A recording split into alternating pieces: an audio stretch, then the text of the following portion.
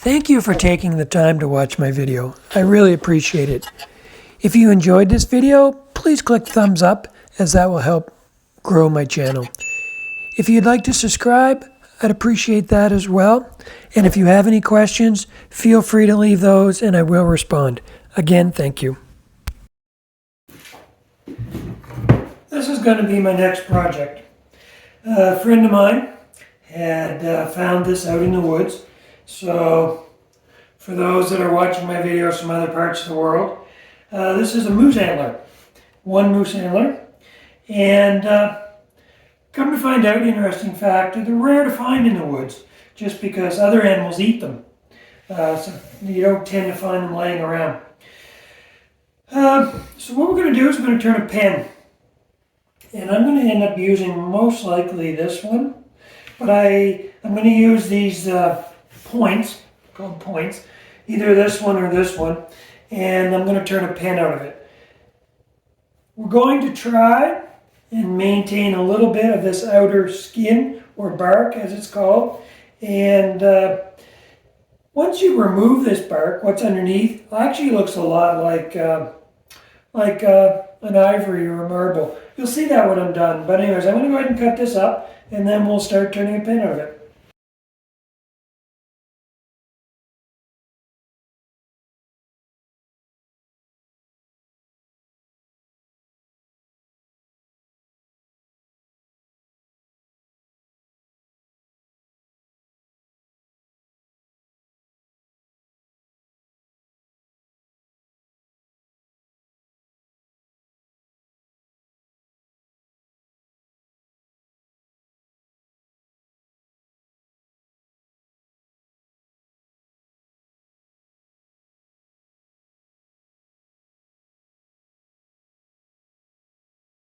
So now I have a number of antler pieces cut.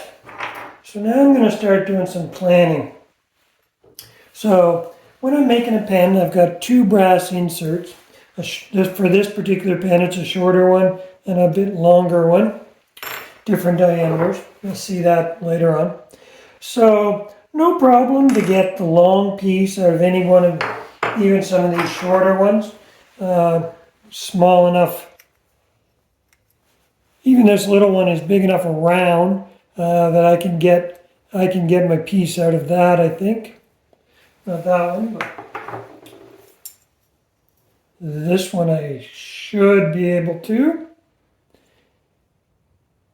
So I'm going to use this piece for this. So I will go ahead and cut these up.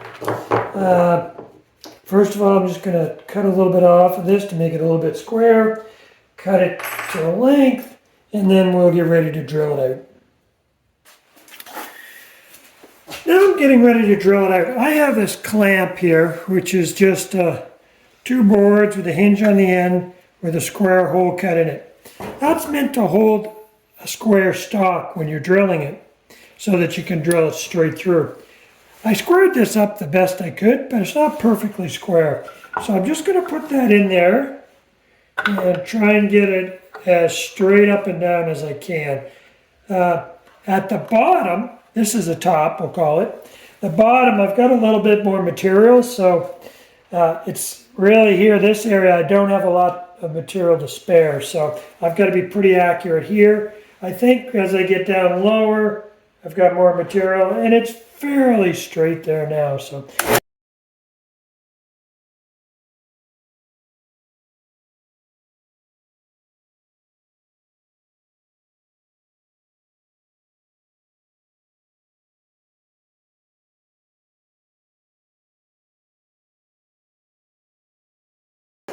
So you can see there, I don't have a lot of material to spare, but I think I've got enough. That's my bushing that I'm going to put in, and I don't know if you can see that there, but this bushing is going to go in there, and then I turn down to the outside of the bushing, so I'm going to have enough. And like I say, down here I should have lots.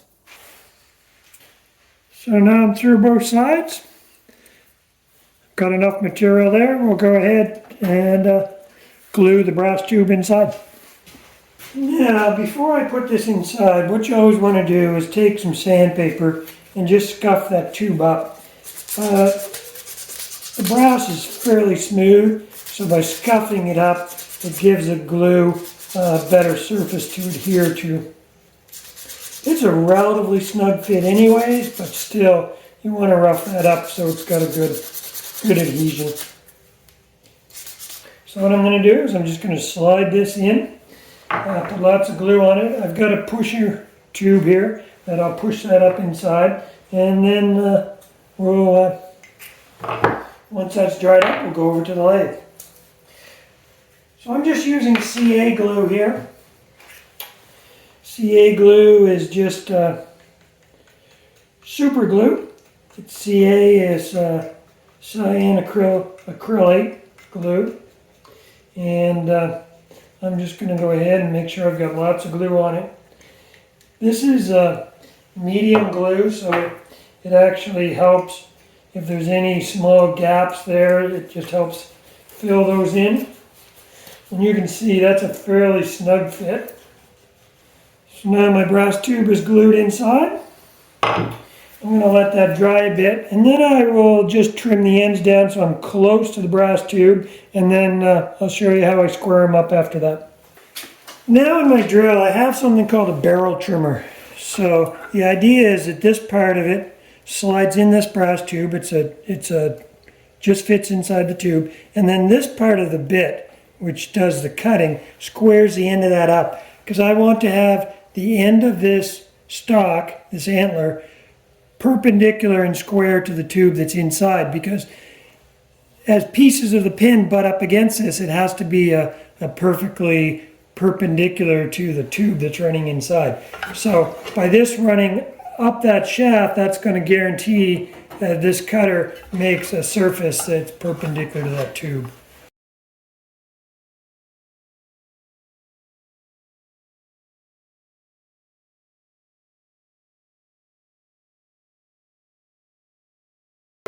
So what I do is I just keep pushing it down until I can see the brass tube. So there, I don't know if you can quite see it, but the brass tube is now flush with the top of the surface of the antler, and I now have a perfectly perpendicular square surface on the end of this.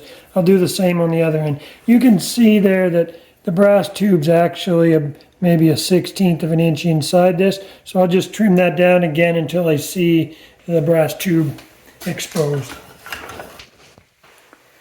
Now you can see there I've got a perfectly flush surface now with the brass on both ends, and this should be ready to go into the lathe. Now I'm ready to put it on the lathe. So inside that brass tube is a bushing. So they go inside, and then that gets mounted on what's called a mandrel.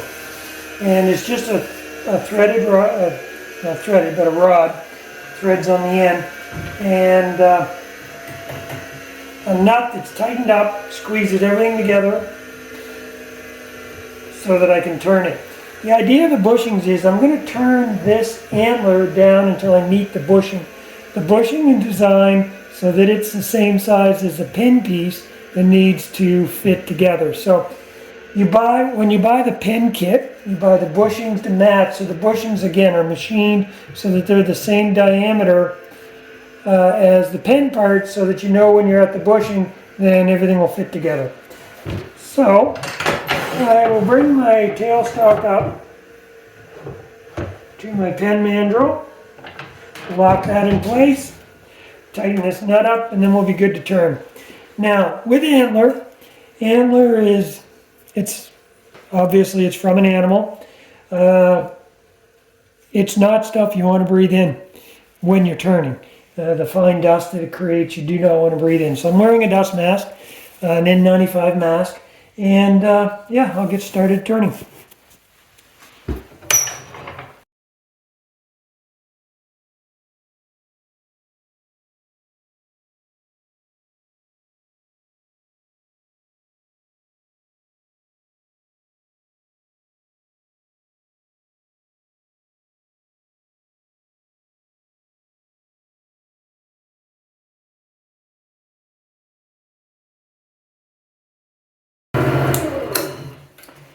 There, it's round now.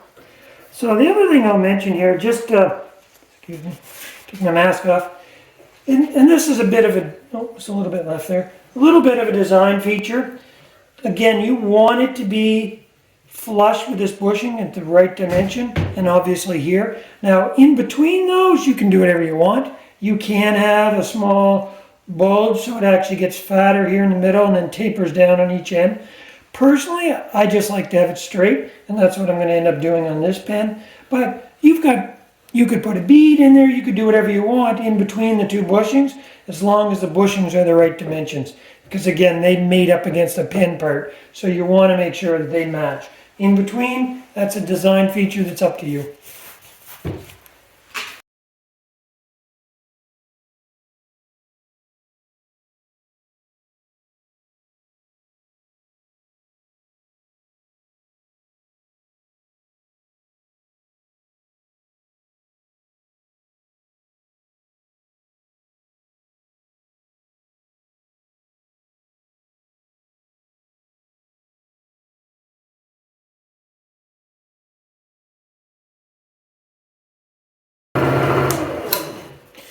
There, I'm happy with that. That's a flat surface. I don't feel any waves in it, and I'm very close to those bushings. So at this point, I'm going to start sanding. That way I don't go too far with the tools. Like I say, it's by feel, I can't feel anything here at the bushing. Very, very, very little, maybe a little tiny bit there, but nothing up at this end. So at this point, I'll start sanding.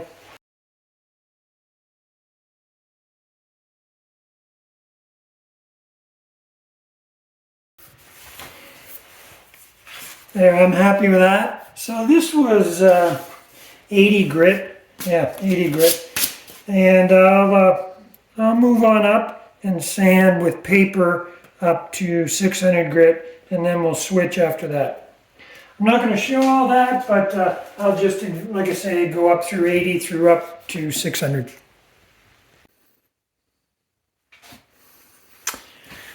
I don't know if you can see it or not, but I've actually sanded this up now to 1,000, 600 on the paper, and then I went with my abrasive paste, which is the same as 1,000 grit, and now I'm going to do micro pads. So this is wet sanding, and this goes right up to 12,000 grit, and that will put a mirror finish on that.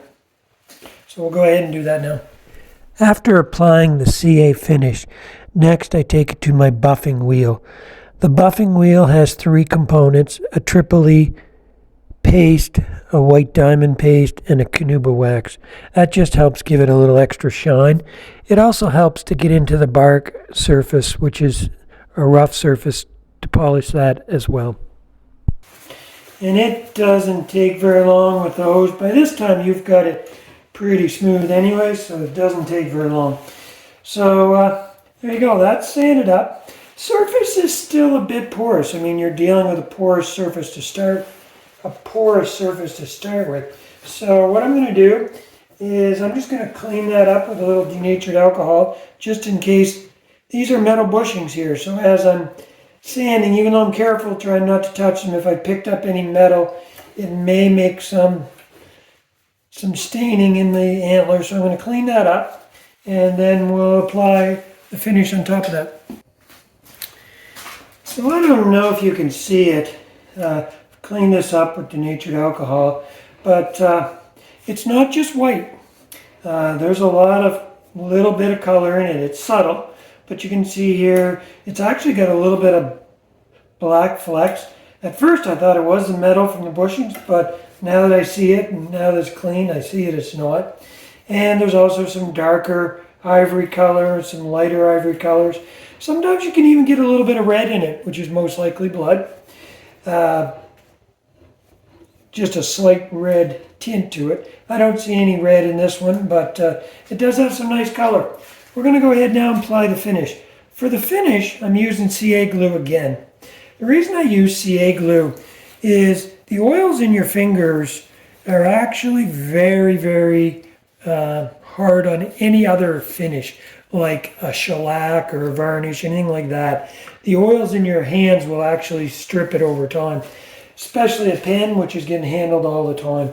The CA glue actually forms a mirror-like finish, and it's very hard. And your oils in your fingers will not attack it. So to apply it, I typically just put some small drops on it with the turning, rub it with a cloth. You can't rub it very long because it's glue. If it starts to dry up, it'll pull fibers out of the paper towel, and then you'll end up with those in your finish, and that's a mess. Usually you have to strip it off. So that's why I use these blue towels. They're a bit stronger than the normal white paper towels. So I'll probably end up putting 3 or 4 coats on it, then wet sand it again with the finest grit, and then I'll probably end up putting up to 10 coats of the CA glue on it.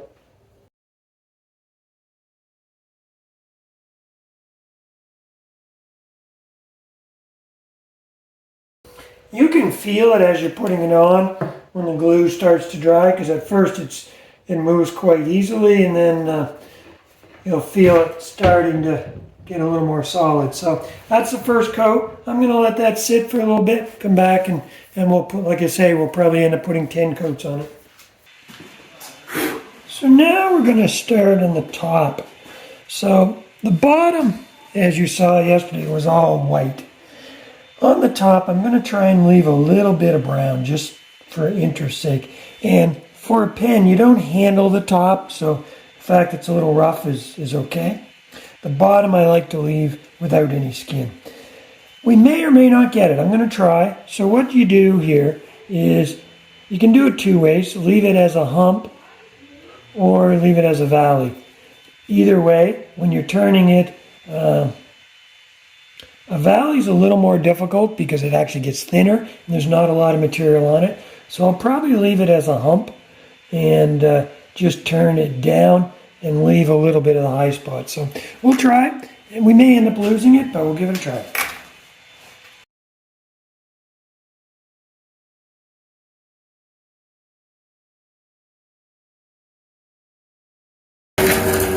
You can see it's nice and white, nice and bright, so the brown will give it a bit of contrast. The worst part about turning deer antler pen, moose antler, is the stink. Smells like burnt hair. So we'll take this over to the drill press, drill it out. We'll come back when I'm ready to mount it on the lathe. So here's where I've got to make a decision. I'm starting to shape this, and I'm quite pleased. I had enough material here. I was worried the ends were going to be too small, but they're fine. But here's the decision.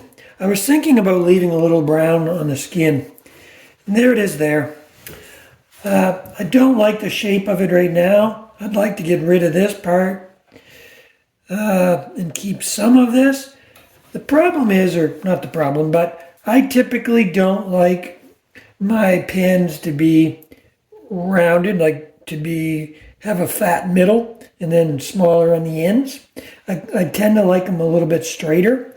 So in order for me to keep that, it's going to have to be a little bit bulbous in the middle. So I think I'll turn it down a little bit further and see what it looks like and make a decision. I may or may not get to leave it. I think there is a bit of a dip right here, so I may be able to leave a little bit there no matter what I do. But we'll turn it a little bit further and then we'll make a decision.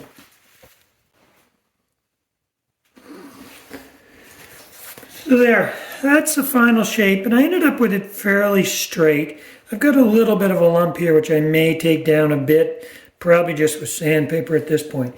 But I'm pleased with that. I was able to leave some skin here, and it's not too fat through the middle here. It's fairly straight, but I'm still able to leave a little bit of skin here. I think for the Antler pen, it just really sets it off a little bit. Here's the bottom. Pure antler, if you don't leave the skin on it, from a distance, you really can't tell that it's antler. It looks like, when that's polished, it'll look more like a marble than anything. So I think leaving the skin on just, especially if you're into hunting or anything like that, I think it just really emphasizes it. And again, it sets it apart from what I've already done on the bottom.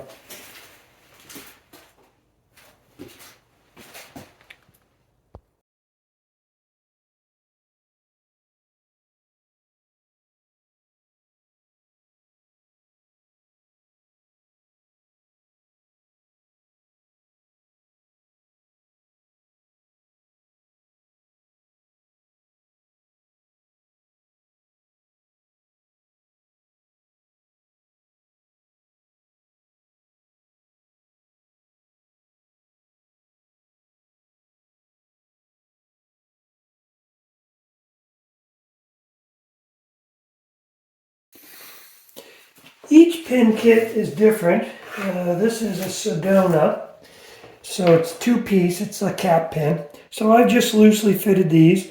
This is the bottom piece, so those are going to go together. I'm going to press those in a minute. And then the cap has a clip and a center band, and that screws on the bottom or the top, depending on whether you're using it or storing it. So we're going to move over to the press, and we're going to assemble this together. So again, here's the pieces I showed you. It's got a plastic bushing that goes inside the brass tube, metal accent both top and bottom, and a cap. It's all designed to come apart, at least the parts that are meant to screw off, so you can replace the ink cartridges inside. These pens will, there's no reason this pen wouldn't last forever.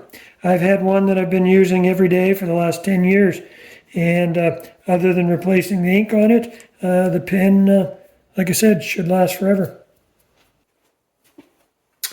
Now on this one, I want the bark to go up at the top of the pen, so I'll put this center band down at the bottom, press that into place. So I pushed the center band on, and now all that's left is the clip. Now, I've been accused of being biased in the past. I used to make a lot of pens. I'm left-handed. I would tend to put the clip on this side, which meant when I held it in my hand, if there was a design feature like this, for a left-handed person it would face out. A right-handed person would never see that feature. So I'm going to go with the odds and make this for a right-handed person, which means when I hold it in this hand, the clip facing out, I'll see this skin feature.